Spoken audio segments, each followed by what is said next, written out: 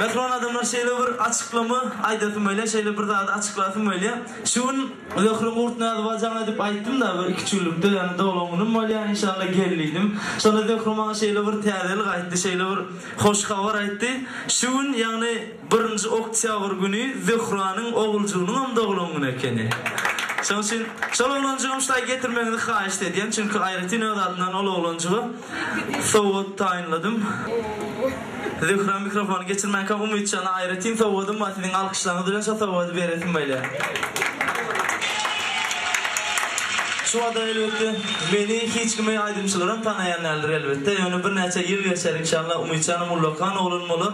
Sonra bu yazıları görüp inşallah yağıtlar deyip umut ediyorum. Muratcan sağ ol canım. Ben doğrudan gör oğlumun şeyle bağlı. Şunun doğulan gününden Murat Öğüt'ün elinden maşin soğudalı. Sağ ol. Senin çünkü yaşlığım tüytürükte mutlayan Muratcan. Senin ecene de can sağlık. Önkü toymazda da şeyle var şadiyan geçirdik de dayıcan.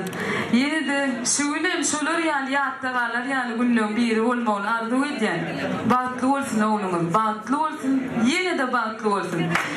Senin için tanıtılan aydımlar. Kim beni tanıtacağım mehran adımlar.